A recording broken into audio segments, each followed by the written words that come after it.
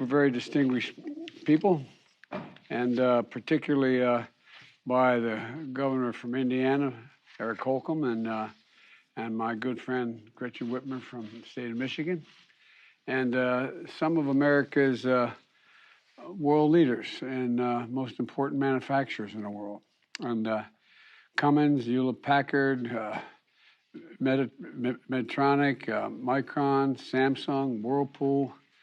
And just last week in my State of the Union message, I said that we're seeing the revitalization of American manufacturing, especially in the industrial Midwest. Our economy created 432,000 new manufacturing jobs in America since we took office. And today, companies are choosing to build new factories here in the United States, when just a few years ago, they would have built them overseas. What I also said is that companies are ready to do more, a lot more, if Congress passes the Bipartisan Innovation Act. And that's why we're here today to talk about the Bipartisan Act. We have the President and CEO of Micron with us. Sanjay, thank you for being here. Micron is looking into making multi-billion-dollar semiconductor investment here in America, if this bill gets passed. And Dr. Choi, CEO of Samsung, is also on the screen. Thank you for being here. Samsung has committed $17 billion. It's the largest ever U.S. investment to build a semiconductor facility in Texas, which I understand is going to create 2,000 good-paying jobs. Other CEOs here are making their own investments in America, but they need Congress to pass the Bipartisan Innovation Bill.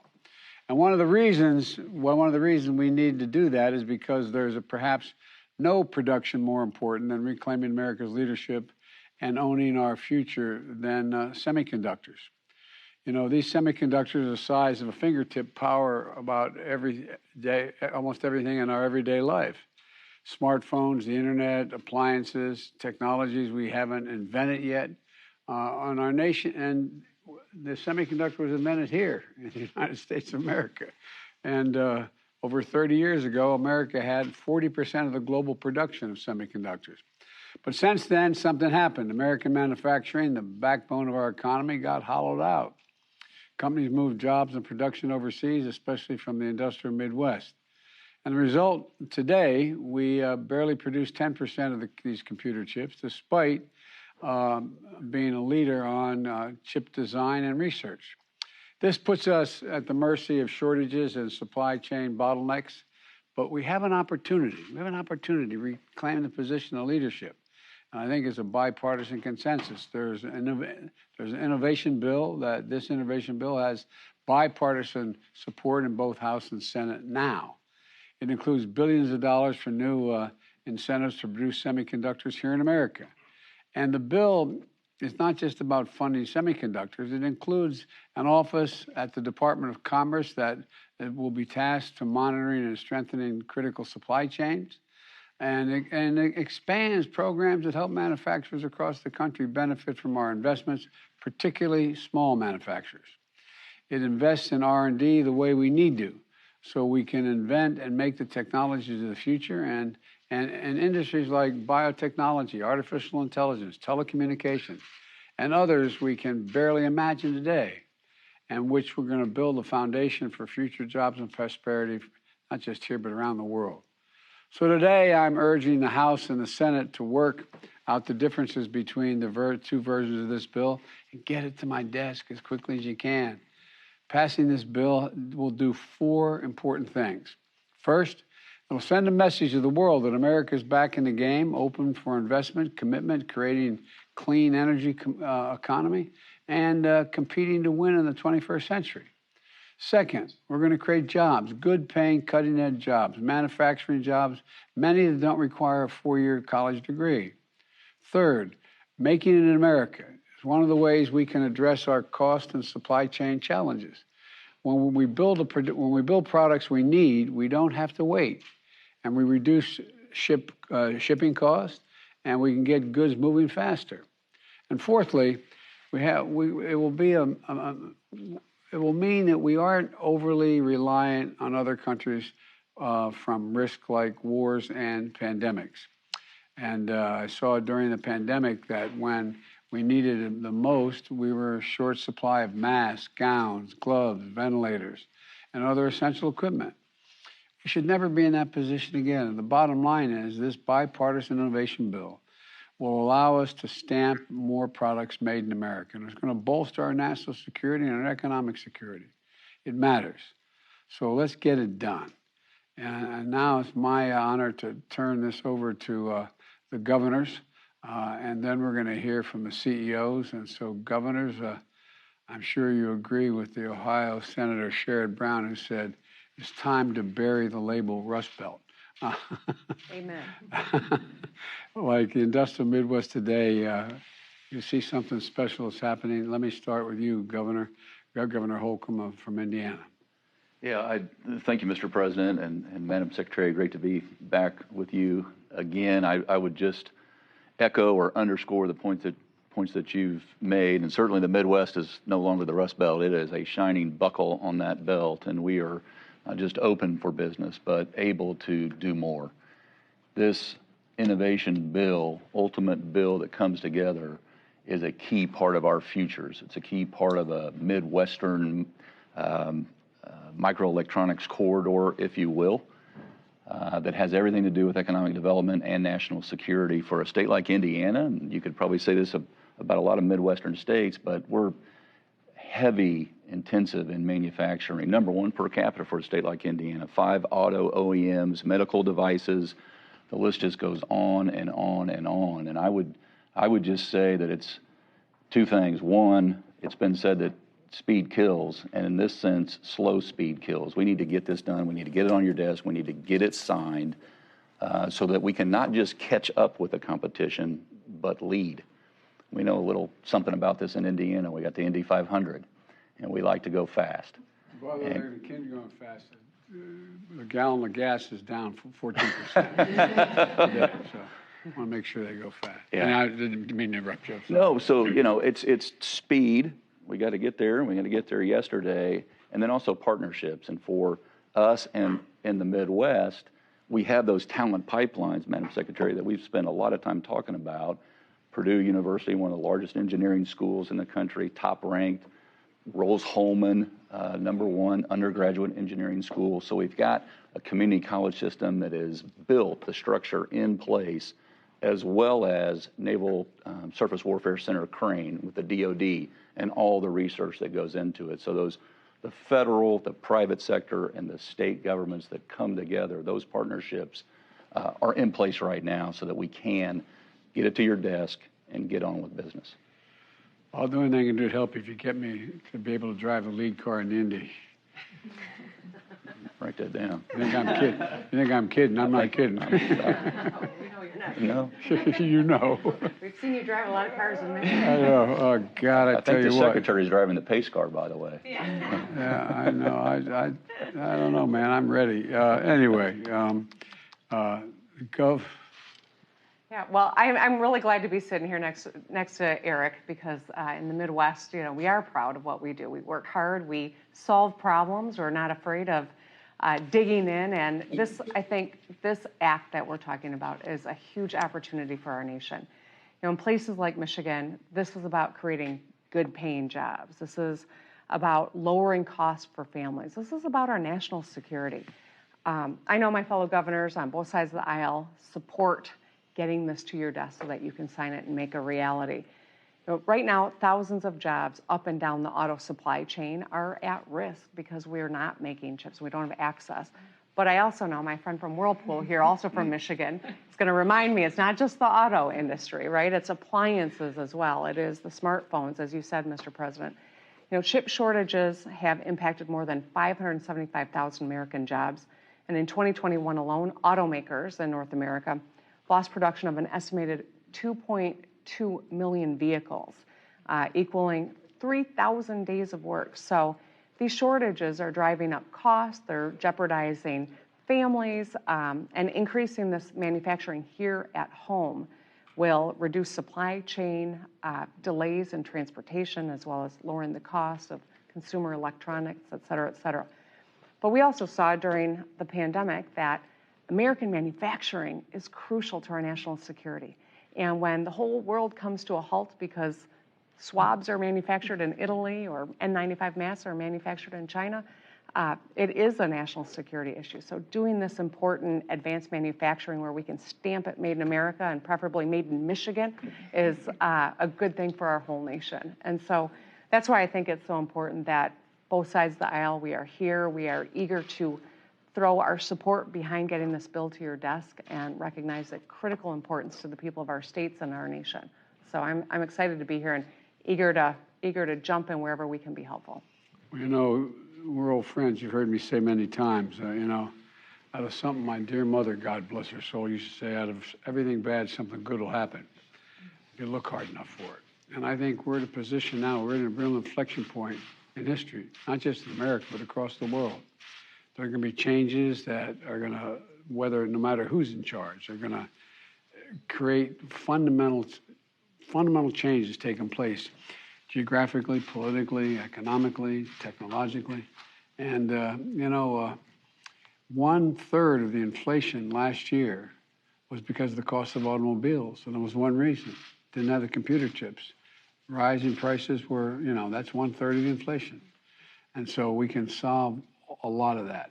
I'd like to, with her permission, Liz, I'd like to go to you a little bit, speaking of Whirlpool. You announced an $80 million investment in a manufacturing plant in Ohio and Oklahoma last year, which are going to create about 250 jobs, if I'm not mistaken. My question is that, excuse me, why domestic production of semiconductors important to Whirlpool, and how will this bipartisan initiative, if it passes and gets to my desk, how that's going to affect you? I think I know the answer, but I think it's important for it to be heard from you. No, I really mean it. I think it's important. Look, the one thing we've had is we brought in CEOs and VPs and others the last, I don't know, couple months right here in this forum, is people go, whoa, this is real, when they hear from the companies what they want to do. And so I'd love you to tell me a little bit about how you see it moving, if you would. Well, first of all, thank you, Mr. President, for inviting Whirlpool Corporation to sit here today at this table with all these leaders. So we're very, very grateful to be able to be here today. What I would say is that the $80 million investment in Ohio and Oklahoma, as you said, you know, that is us supporting the United States. Additionally, we have made an investment, $60 million commitment in Michigan in our R&D center. So this is demonstrative of our commitment to the United States. We have 9 factories in the U.S. We sell 80% of the products that we sell in the U.S. are produced in the U.S. So it's definitely a commitment here to the United States. We have been challenged with the supply chain, you know, not being able to deliver appliances to each of the consumers in the U.S. every day due to the semiconductor issues.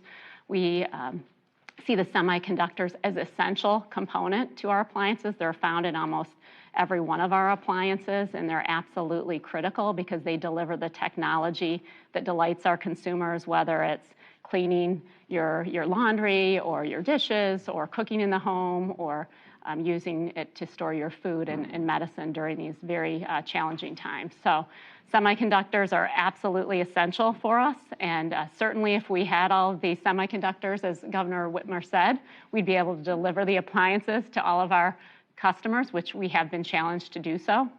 But we are absolutely committed to deliver to our consumers every day. Do you think your customers and or even maybe some of your employees who have been around a long time really appreciated how critical a semiconductor was for them to make the products and move them?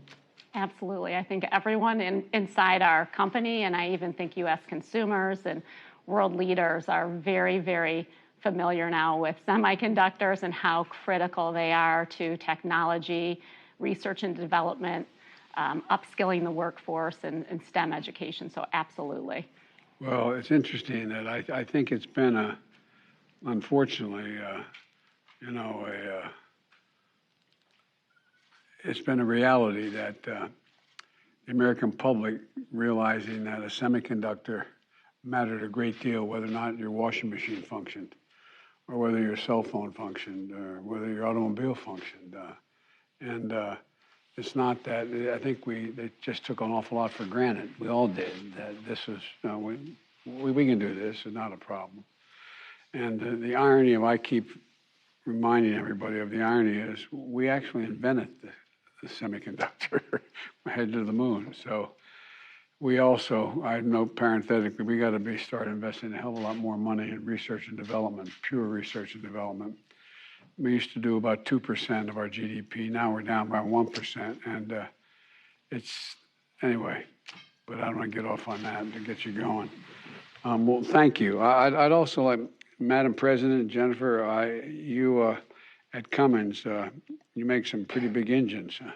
You manufacture, but now you're making battery electric alternative fuel engines, right? That's right. And so, how has the chip shortage affected your company and your customers? And as we move toward this energy future, how can this Innovation Act, and it's a shame you have to know all about this legislation. I mean, you're running a company, but how can this act help companies like yours remain globally competitive, not just here at home? Right. Yeah. Well, first, Mr. President, thank you so much for the opportunity to speak today and talk about Cummins' support of both the domestic innovation focus of this legislation as well as funding semiconductor manufacturing. Cummins is a 100-year-old company headquartered in Columbus, Indiana. We employ 25,000 employees in the United States, and our employees are really focused on driving innovation and producing power solutions, engines, and also, as you said, fuel cell and battery electric power solutions for commercial and industrial equipment. And those applications serve some of the world's most demanding and economically vital applications. I spent time prior to my current role as Chief Technical Officer, so I saw firsthand the need for innovation. Yeah, really, the need for innovation and the power of government and private sectors coming together to focus on innovation. Cummins worked closely for a number of years with Department of Energy, a 21st Century Truck program. And in that program, we were able to advance technology and improve fuel efficiency of trucks by 50% reduction in CO2. And much of that work has now made its way into trucks that are on the road today and are benefiting society. And I think there's never been a more important time than now to continue to focus on domestic innovation when you consider the environmental and the technical challenges that we face as a society. So I think it's critically important that we can come together. Our industry and other industries are transforming how we will compete as we tackle these challenges, like climate change is changing. And so I think coming together in a bipartisan way to talk about how we drive and fuel innovation in America is critical to keep us at the leading edge with these advanced technologies and new solutions and bring high tech and manufacturing jobs to the United States in the future. So I think it's critically important. In my operational role, I've been spending a lot of time on this semiconductor issue, and it has been a real issue for us for the last 18 months. Our products do not run, in most cases, without semiconductors. They're critical for emissions and safety control systems, and increasingly, we're utilizing them as our technology advances, and we have not been able to get enough. It has impacted our ability to build and deliver product to our customers, and it's an issue we continue to deal with today. So we strongly support the CHIPS Act, really focusing on bringing domestic production of semiconductors here, including some for our industry, which, by the way, are different than what we use in our cell phone. You know, because of the durability and harsh environment our products operate in, we have specific chips that are critical to continue to invest and fund here in the U.S. And so we look forward to being a part of the conversation as we move this important work forward. Well, you know, the point you've all made is that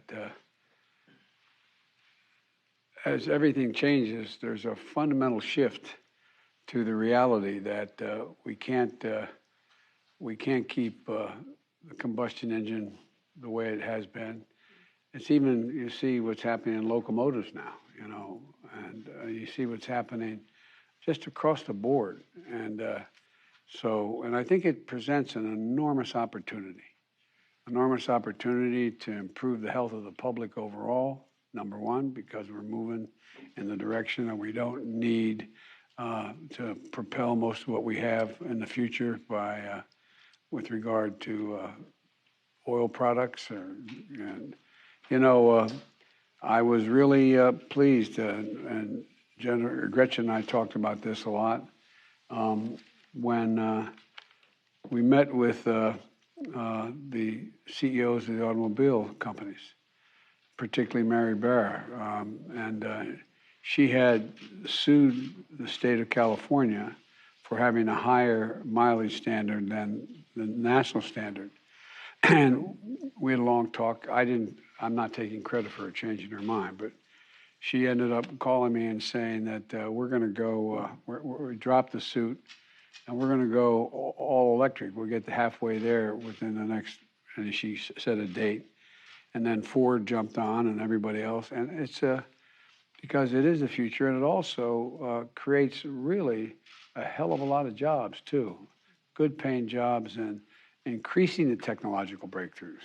And so, at any rate, I think what you're doing really matters. And I know we got a lot to talk about. You saw the team over here. I'm not sure about anybody but Gina over here on this side, including me. But all kidding aside, we got a lot to do, and I think we can get a lot done.